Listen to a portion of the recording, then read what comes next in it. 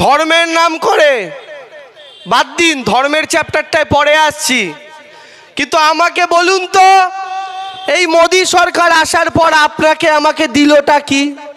দেয়নি, কিন্তু নিয়েছে। 400 টাকার রান্নার গ্যাসটাকে 1200 টাকা করেছে, পকেট কেটেছে।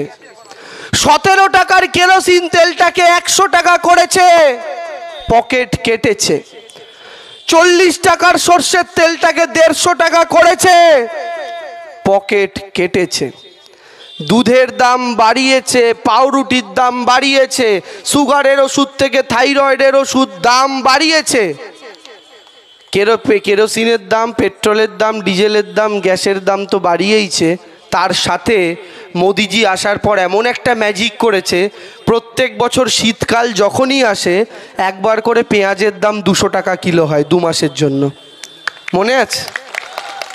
মোদিজির এমন ম্যাজিক, পোস্তর দাম এত, পোস্ত ছ্যাঁকা মারে। মোদিজির এমন ম্যাজিক, আজ থেকে 6-7 মাস আগে কাঁচা লঙ্কার দাম এতটা উঠেছিল, আমি আমার মাকে বলতাম, মা কাঁচা লঙ্কা কিনতে আর বাজারে যেও না, এবার সোনার দোকানে যাও। মোদিজির ম্যাজিক এখানেই শেষ নয়, কোথায় কোথায় পকেট কেটেছে আপনার জেনে রাখুন। 10 বছর আগে টিভি দেখতেন, নর্মাল টিভি, কেবিল কানেকশন ছিল না? একটা মোটা তার এসে টিভির পেছনে গোজা থাকতো, সেই স্টার জলসাই ছিল, সেই জি বাংলাই ছিল, দেখতেন। মাসে খরচ হতো 70 টাকা কেবিলের বিল।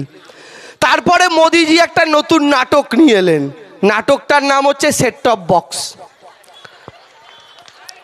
আমরা ভাবলাম কি না কি হবে, বাড়িতে একটা করে বাক্স দিয়ে গেছে। এখন কেবিলের তারটা এসে বাক্সে ঢোকে, আবার বাক্স থেকে তার বেরিয়ে টিভিতে ঢোকে। আগে ছিল একটা রিমোট, এখন হইল 2টা রিমোট। আমি ভাবলাম কি ছাতার মাথা হবে, হলো কি সেই স্টার জলসাই আছে, সেই জি বাংলাই আছে। তফাৎ কি হলো, মাসে যেটার খরচ হতো 70 টাকা এখন বেড়ে হয়ে গেল 200 টাকা। হিসাব করেননি? কারোর 250, কারোর 300।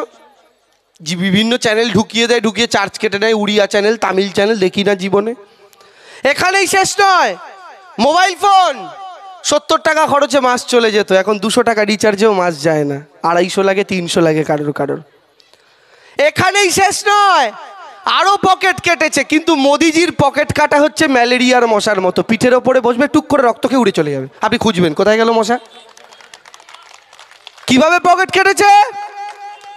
আপনাদের যাদের যাদের ব্যাংকে অ্যাকাউন্ট আছে, আমি চ্যালেঞ্জ করে বলছি, ব্যাংকের পাসবুকটা আপডেট করে দেখুন।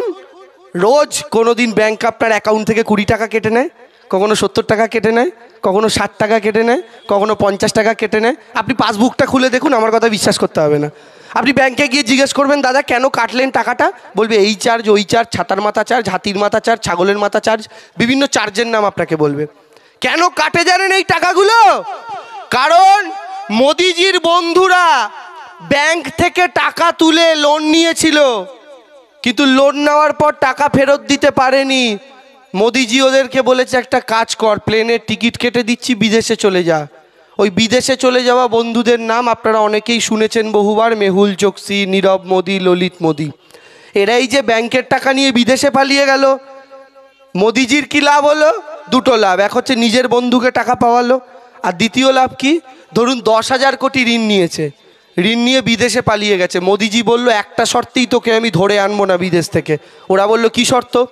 বললো তুই 10,000 কোটি ব্যাংক থেকে নিয়েছিস, তোকে আমি পালিয়ে যেতে সাহায্য করছি, তার বদলে কি করবি, 5,000 কোটি তুই তোর কাছে রাখ, সারা জীবন তোর 3 পুরুষ বসে খাবে বিদেশে, আর বাকি 5,000 কোটি বিজেপির পার্টি ফান্ডে ইলেকটোরাল বন্ডের মাধ্যমে পাঠিয়ে দে। এই হচ্ছে ইলেকটোরাল বন্ড।